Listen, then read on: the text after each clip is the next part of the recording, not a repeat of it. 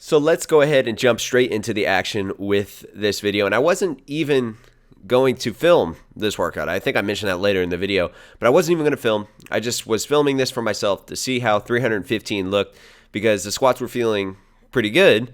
And then after I realized, wow, I got that for 7, which is a lot of reps for me. That's the best I've done in a while. Why not film the whole workout and why not turn it into a video? And I was completely done with this video.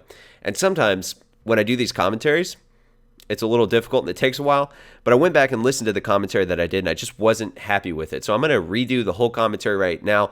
Let's do a one-take wonder and we'll just do it live. Me and you, we will chill and I will talk to you guys while the clips are playing in the background. So I've been working on squats and I'm sure some of you guys have a lift, whether it be your bench, your deadlift, or your squat. And sometimes that lift will feel effortless. The weight will feel light and it will feel like it's your best lift. And then the next workout, you'll go in and it's like that workout you just did before didn't even exist because it feels difficult. The weight feels heavy. Your movement doesn't feel natural. And that's how squats are for me. It's just hit and miss sometimes. So this is one of those hits. And there's a few things that I've been doing the last few workouts. I've really been trying to tweak stuff. And I think the thing that has helped me out the most is tweaking my mind. And I guess what I mean by that and what's important when you're lifting weights is be confident in your ability to perform the lift. I put a quote up on Instagram yesterday which said, get your mind right and commit to the lift and know that you're going to fail. You're going to fail when you do reps sometimes, when you max out, but don't let your failure be from a lack of effort. It wasn't exactly like that, but that's kind of paraphrased. Those are the main points of it. And that kind of clicked with me after this workout because I was trying to think, what did I do right? Other than focusing on making my feet feel like they were cemented into the ground and almost feeling like my shoes were screws and I was twisting them and trying to get them planted into the ground and flexing my glutes. That is all that I did was just my mind and knowing, okay, I could do this. I've done it before. I'm confident in this and I'm not going to overcomplicate the lift because I do that sometimes. There's like 1,000 things that go on in your mind, a big checklist of things that you do when you're lifting. And if you watch too many tutorials or you read too much, you can kind of let all of those go through your head while you're doing the lift. And before you know it, you're more focused on all of the cues and all of the little technique things you read about than actually just sitting down and standing back up, because that is what a squat is. And you guys just saw me do an exercise that I have not done on the channel in a really long time, some stiff-legged deadlifts on a box. And the whole reason for the box is just to increase the range of motion. You have a further way to go down to the ground and you get a better stretch in your hamstrings. And like I said, that's an exercise that I really quit doing, but now after just finally figuring out what I was doing wrong with it, I would do it and I would think, wow, my range of motion sucks. I've lost a lot of mobility.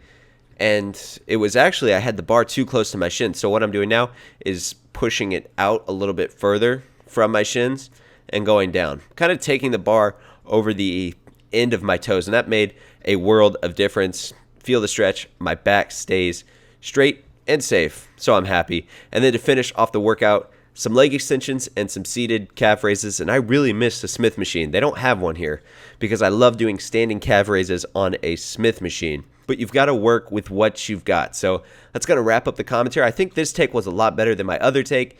And if you guys liked it, hit the like button down below. It might make you stronger. I can't promise anything, but I think it will. And if you want to check out the NASM, down below in the description, they are hooking you guys up with a free 2-week trial to their online personal training course. You can go down below at myusatrainer.com/MKF. And we're done with the gym. I'm sitting out in the car. It's probably about 100 degrees in here. I don't even have the air on, so I'm baking. It's like a post-workout sauna in here. Sweating even harder than I did in the air-conditioned building. And I'm going through my phone right now, making sure I logged everything in Rep Count, which is the app for your iPhone if you have it. It's not on Android, but it's on iPhone. I use it every single workout, so check it out down below in the description. And I wasn't even going to film that workout. Honestly, sometimes I just like to take my camera to the gym just to film stuff for me, to see how my form's looking. And I started filming at 3:15, my first set, and I got 7, which is great. I haven't done that weight in a while. I had some good music playing, so happy with the way that it went. So Right now, I'm on the way home. Gonna make a post-workout meal. We might grill. I don't know if Paige went to the store or not and bought stuff, but if we are, I will take you guys along. And gotta turn the air on. It's getting hot in here. How many shaker bottles do I have in the car? Look at this. 1, 2, 3, 4, 5, 6, 7, 8. That's 8 too many for the back of my car. Wait, no. 9. That's ridiculous. I gotta take some of these in. Basically fill the dishwasher up with all these.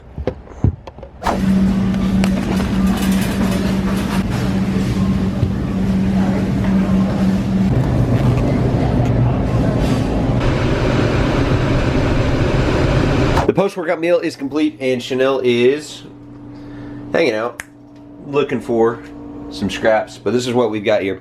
We got 3.5 ounces of the turkey, both of the black bean burgers with some horseradish mustard, Cattleman's barbecue sauce, all of the asparagus, and a shock top. So I really didn't do much last night, nothing worth filming, just kind of hung out and chilled, had that dinner, and I am getting ready to go to the gym right now.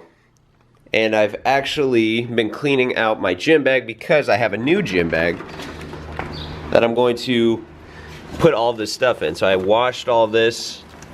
I wash all this probably about once every month or so, which probably isn't enough. But I figured I would show you guys what I keep in my gym bag. Nothing really has changed since the last time I made this over a year ago, so I'll run through it quickly. This is my new gym bag from My Protein. They're having a sale right now, 70% off on some stuff. If you're in the US and Canada, you can check it out down below in the description. But I've got some lacrosse balls and just kind of some mobility stuff.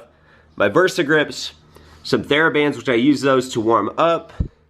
My lockjaw collars, I've got the Pro, Elites, and then just the basic. Some resistance bands. I use these to warm up my hips on leg day. Or if I ever want to do banded stuff, like banded deadlifts, banded bench, banded squats. And this is the stuff that I'm always sniffing before my heavy sets. This is called, come on camera. It's always like one of the most frustrating things when you hold something in front of the camera and it doesn't focus.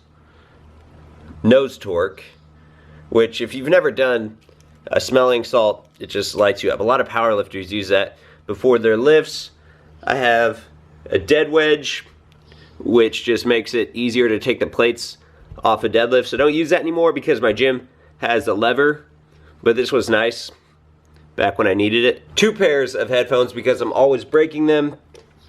A Inzer lever belt with a screwdriver in case I ever need to adjust it. And then this stuff, the knee sleeves that I use are SBD, and then the wraps that I'm always using are gangsta wraps because I am such a gangsta.